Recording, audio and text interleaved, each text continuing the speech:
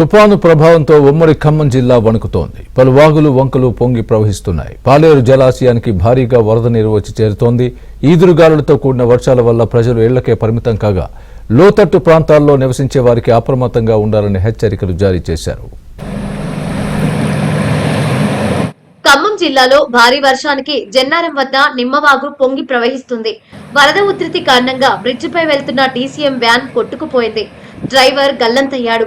సంఘటనా స్థలానికి చేరుకున్న కలెక్టర్ అనుదీప్ గాలింపు చర్యలు చేపట్టాలని అధికారులను ఆదేశించారు.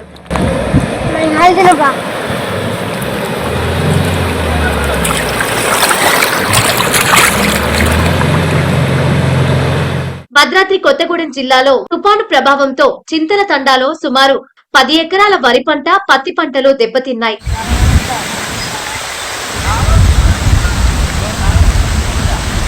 పాలేరులో భారీ వర్షాలు కురుస్తున్నాయి. ఈదురుగాలులతో కూడిన వర్షాల వల్ల ప్రజలు ఇళ్లకే పరిమితమయ్యారు.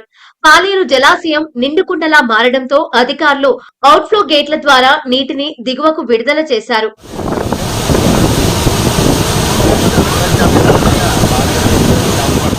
కోతకు వచ్చే సమయంలో వరి పంట నేలవాలిపోవడంతో అన్నదాతలు ఆవేదన వ్యక్తం చేస్తున్నారు. ప్రభుత్వం స్పందించి తమను ఆదుకోవాలని, తడిసిన ధాన్యాన్ని కొనుగోలు చేయాలని కోరుతున్నారు.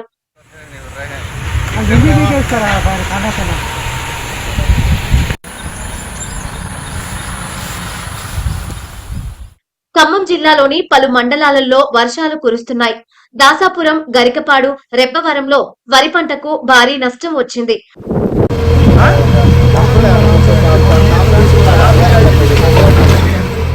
ఖమ్మం జిల్లా మధిర రైల్వే స్టేషన్ లో కాకినాడ నుంచి షిరిడి వెళ్తున్న షిరిడి ఎక్స్ప్రెస్ ట్రైన్ ను మధిర రైల్వే స్టేషన్ లో నిలిపివేశారు.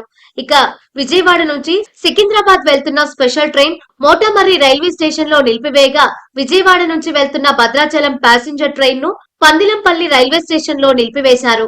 దీంతో ప్రయాణికులు ఎప్పుడు రైళ్లు కదులుతాయో అని ఆందోళన చెందుతున్నారు. రైళ్లు నిలిచిపోవడంతో మంచినీటికి, ఆహారానికి అవస్థలు పడ్డారు. తుపాను ప్రభావంతో ప్రభుత్వం రక్షణ చర్యలు చేపట్టింది. అధికారులు ఎప్పటికప్పుడు పరిస్థితిని సమీక్షిస్తున్నారు. ఎక్కడా అవాంఛనీయ ఘటనలు, ప్రాణ నష్టం జరగకుండా చర్యలు చేపట్టారు.